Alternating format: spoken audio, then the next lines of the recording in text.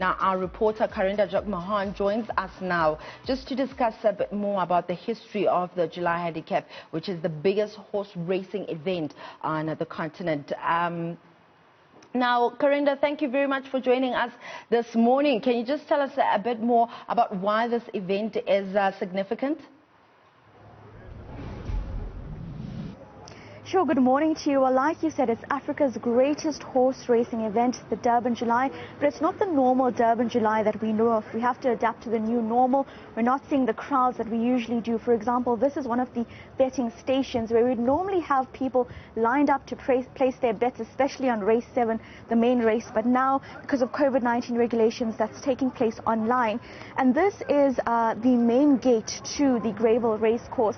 Normally, we see crowds here, people waiting to find a parking spot at least, but it's quiet now, just a handful of Metro Police, because only essential service workers are being allowed into the actual race course. Even as media, we're not allowed to go in, of course, because of COVID-19 regulations and to spread the infections of this virus. Now, this is a significant event, the 124th installment, like you said.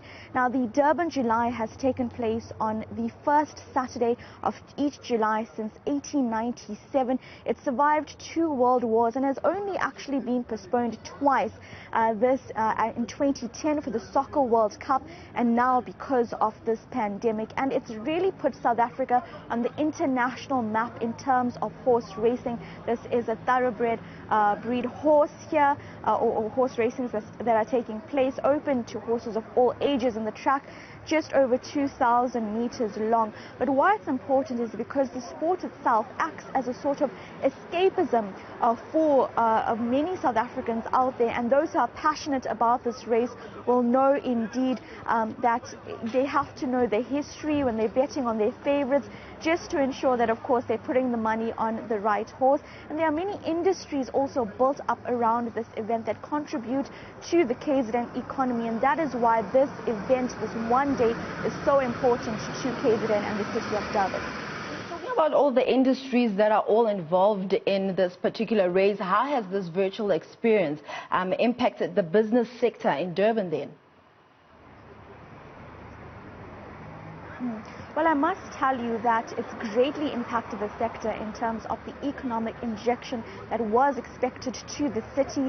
The Durban July usually contributes around 300 million rand a year to the city, and this is because of the industries based around it. So we have spoken previously to various stakeholders of this particular event, the National Horse Racing Authority, the Hospitality Federation, FEDASA, and they both say that there are many job opportunities that are on the line because of how COVID-19 has affected events like this. So, for example, in the horse racing industry, there are jockeys, trainers, groomers of horses that are affected, many temporary jobs as well created around this event that are on the line because of the way it's being held now.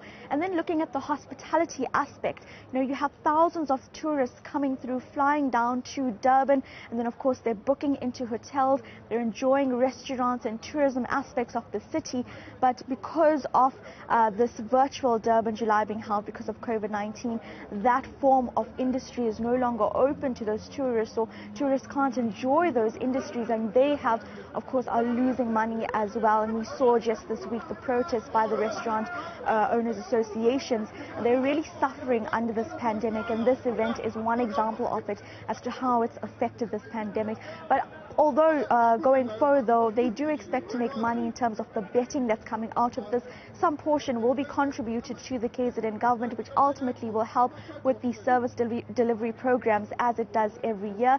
In terms of what to expect today, though, I can tell you that with regards to the horse races itself, there are 3 favorites here to bet on. That's Rainbow Bridge, Bulgarian, and Do It Again. And I'll just tell you a little bit more about those horses, because really, like one social media user just said, it's all about the horses today because it's being held virtually. So Do It Again has won the past 2 Durban Julys, and no other horse has won for 3 times. So really, many people are putting their money on this horse to say, will it live up to its name and win those 3 Durban Julys? And then as well, the fashion show as well is going to be held virtually, but this is going to be impacting fashion designers though, because they used this event to showcase their work to the crowds that came here, and of course to expose their work to other designers and make contacts. We actually did speak to a previous Durban July winner about how this is affecting the fashion industry and how really the COVID-19 pandemic has affected them.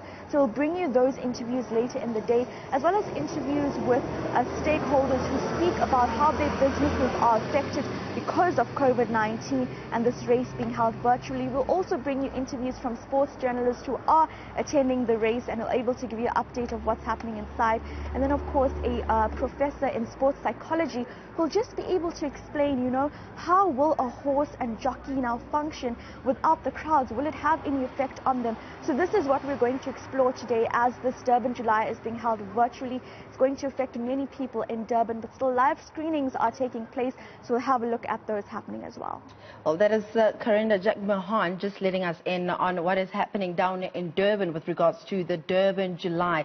So we will catch up with her as the day goes by here on Newzroom Afrika. Well, clearly the Vodacom Durban July is not happening in the way punters, spectators and tourists have come to life. Since 1897, the race has been held on the first Saturday of July. It's only been postponed twice for the 2010 Soccer World Cup and now because of the COVID-19 pandemic. The event is being held virtually, and our reporter in Durban, Karinda Jack Mahan, further explores the financial impact this has on thousands of people, businesses and for the city itself. Let's listen to the FALT report.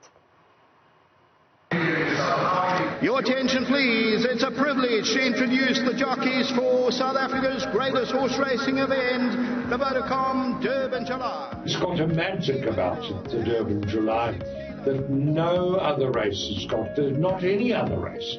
It's just something that people want to be part of, even if they know nothing about racehorses. An event that attracts more than 50,000 spectators and generates around 300 million rand for the KZN economy. As COVID-19 cases continue to rise rapidly across the country, the Durban July will now be staged as a broadcast-only event behind closed doors. So without the glory of massive crowds, how much does Durban stand to lose? That number of direct and indirect employment created by that sector is close to 100,000. Former Gold Circle chairperson William Lambert has attended the July every year since 1956. Durban itself came alive. The people used to travel down from Johannesburg, from the Transvaal as it was, Gauteng, up from the Cape. They all came and all mixed in Durban. Durban July is one of the longest premium events in the country, very important in the calendar of tourism, because this is where you see quite activity in the Durban and surrounds, from flights coming in, cars driving in, bookings at hotels, eating at restaurants. You're looking at an event that brings in over 260 million. Just that weekend for the city of Durban. This is major. So obviously that will not be seen this year. The Ayadini Lounge in Umlazi would normally host massive after parties on the day. Out of Abandon Batashame with Durban July is like 300. From security, sound, DJs, artists, kaka, security, abaphekayo nje baningi abantu engeke baqashe for iJuly, but manje ku-out manje. Gross gambling revenues in horse racing prior to COVID-19 were forecast to increase to 2.3 billion rand in 2021. Horse racing is a betting product. It's bet on by obviously totalizer operators like ourselves and the bookmakers that bet on it. But it's also and the product is also transmitted around the world as a betting product as well. We are not anticipating anywhere close to the turnovers we normally do on a normal race day. The jury is out there, but I think if we achieve 40 to 50% of what we used to achieve as a totalizer operator, would be very, very happy. Job opportunities built around horse breeding and grooming are also under threat as COVID-19 cases peak. The employment within the industry, because it's associated. You've got the horse, you've got the grooms, you've got the farrier who puts the shoes on the feet, the veterinarians. So they're so widespread, the economic base of this, right into the rural areas. I think the figure is 100,000 jobs more at races in Johannesburg, Durban, Port Elizabeth and Cape Town. It's right round the country. The VDJ was also a playground for fashion designers. The annual fashion show will also be held virtually. The fashion industry is just suffering right now because most of us will make our event clothing. Most designers, that's what they focus on, and there are no events currently, so that means business is standing still. A lot of businesses are closing down. I think the biggest thing we have right now is making masks, so it's really, really tough economy-wise. This year, without all the people, the atmosphere won't be the same on course, but we'll all be watching, and the whole country will still come to a standstill to watch it. And wonder, of course, we'll all wonder whether Do It Again can be the first horse ever to win it 3 times in a row. Let's hear it for Do It Again. He goes off the favourite and he comes home to register back-to-back wins. And post Durban July, as we're in the midst of COVID-19, what is the future of the horse racing industry? It's got to survive. We've got to make sure that it survives. And all of us who've been involved in it must go to extreme lengths to see that the racing industry is looked after, because it employs so many people. The sad part of this year's event, apart from all the pain and suffering that the world is going through with the pandemic, to me, the Vodacom Durban July is the only sporting event in the country that truly represents Madiba's dream of a rainbow nation. If you look at the pictures from previous years, you'll see, and that to me is the sad part, that we will not be able to share that dream this year. And we're all hopeful that for next year we'll be able to do that again. We just need something, like the Durban July Day, a celebration of racing to lift the spirits. For Newzroom Afrika on Channel 405, I'm Karinda Jagmohan at the Greyville Racecourse in Durban.